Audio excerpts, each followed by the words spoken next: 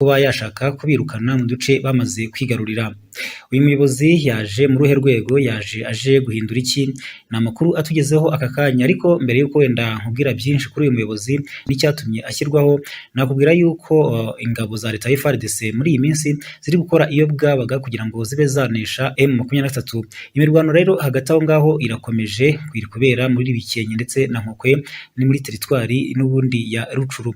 Iyi mirwano kuva ku munsi w'ejo mu masaha ya saa tanu nibwo imirwano yari ikomeye cyane, ndetse byanavugwaga yuko FARDC, ingabo za leta cyangwa se igisirikare cya Kongo, baba bakoze ibishoboka byose bakirukana M23 muri ibi bice bya Bikenke na Nkokwe.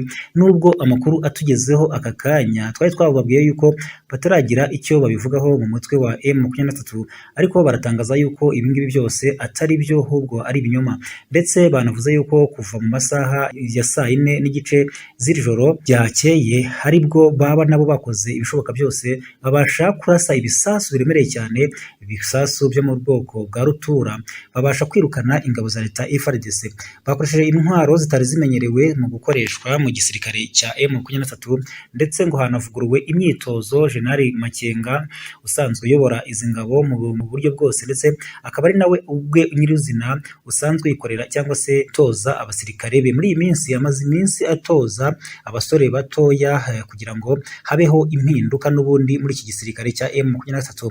Binavugwa yuko rero bamaze iminsi banagenda bashyiraho abayobozi bagiye batandukanye baciriritse, ariko ubu nibwo rero baje gushyiraho uyu muyobozi ukomeye cyane bamaze kujyaho nyuma yuko hateranye inama idasanzwe nyine, cyangwa se kongere ihuje abagize M23 cyangwa se uyu mutwe, by'umwihariko abagiye bakomakomeye, abayoboye za brigade, brigadier general batandukanye, n'abandi basirikare bagiye bahagarariye ibice bitandukanye, cyangwa se n'abandi bafite ibyo bashinzwe mu gisirikare cya M23. Bose rero bateranye kugira ngo barebe icyo bahindura mu bijyanye n'imiyoborere yabo kugira ngo hazemo amaraso mashya. Ubundi mu busanzwe muri M23 bimenyerewe yuko abasanzwe bazwi cyane, wa mbere ni General Sultani Makenga, arazwi cyane kuko ni umuyobozi w'uyu mutwe wa M23, ariko akaba by'umwihariko akunze kuvugwaho mu bijyanye n'imitoreze cyangwa se ibijyanye no guha imbaraga igisirikare cya M23, kubera ko uburyo ngatozamo ingabo ni uburyo budasanzwe nk'uko amateka ye yagiye abigaragaza, ari mu ndwanyi zitigeze zibaho cyangwa se zabayeho ari nke cyane mu bijyanye n'imirwanire, haba muri Repubulika ya Demokarasi ya Kongo ndetse no muri aka karere ka Afurika y'Uburasirazuba muri rusange. Undi rero nanone ni Majoro Wiringoma, umuvugizi wa M23 mu bijyanye na gisirikare cyangwa se mu bya gisirikare. Uyu nawe akunze kumenyekana cyane bitewe n'udushya akunze gukora cyangwa se amagambo akunze gutangaza mu bijyanye nyine n'amakuru aba ashyira hanze avugwa ku mutwe wa M23. Mu minsi ishize nibwo yavugaga yuko M23 idateze gusubira inyuma na gato, ndetse ko ahubwo niba ngombwa bazageraho kongera uduce kutwo bafashe, uduce twiyongera ku mujyi wa Bunagana ndetse n'ikigo cya gisirikare cya Rumangabo, kubera kandi makuru yavugaga ko FARDC igiye gukora ibishoboka byose, ndetse yari yanatangiye kwifashisha imitwe itandukanye yitwara gisirikare, harimo umutwe wa Mai Mai Nyatura, harimo umutwe w'inyeshyamba za FDLR, inyeshyamba bivuga yuko baturutse mu Rwanda bakoze jenoside yakorewe abatutsi mu mwaka wa 1994, bakaba ariko n'ubu ngubu bakoresha urubyiruko by'umwihariko nyine ruturuka kuri abo barwanyi cyangwa se kuri izo nyeshyamba. Ubwo rero ntabwo byaje guhira igisirikare cya Kongo FARDC, kuko abo barwanyi ba FDLR ndetse na Mai Mai Nyatura baje kugenda bayivaho, kubera ko ngo FARDC itigeze yubahiriza amasezerano bari bagiye bagirana mu bijyanye n'uko bazajya babafata, haba kubaha imyambaro, ibikoresho, ibyo kurya, ubuvuzi n'ibindi bitandukanye nka motivation cyangwa se nk'icyabatera imbaraga mu mirwanire. Bituma rero bahagarika ibijyanye no kuba bakomeza gufatanya na FARDC igisirikare cya Kongo. Ubu rero basigaye bakorana n'umutwe wa Rudurunana, bo batari basanzwe bakorana cyane, akaba ari nabo muri iyi minsi muri kubaha imbaraga cyane, kubera ko uri kugerageza kubafasha nibura kwirwanaho gato cyane. Barwaniye mu minsi ishize muri Nyiragongo, muri teritwari ya Nyiragongo, ivumbi riratumuka, ndetse igisirikare cya M23 kibasha kubirukana bahungira muri Goma, ariko bikavuga yuko umutwe wa Rudurunana wabafashije nibura kwihagararaho gato cyane, bitandukanye n'uko bari basanzwe mu mirwanire imenyerewe. Umuvugizi wa M23 mu bya gisirikare Major Wiringoma aho hose yagiye abitangaza akavuga ati ntabwo dushobora kuzemerera ingabo za leta FARDC kuba zatwirukana aho twamaze kujya. Ati ntabwo tuzongera guhunga nk'uko tugeze guhunga tukajya mu bihugu by'u Rwanda, tukajya mu bihugu bya Uganda. Ubu ngubu FARDC cyangwa se Perezida wa Repubulika ya Demokarasi ya Kongo Felix Antoine Tshisekedi ntazongere gutekereza ko twava muri ibi birindiro.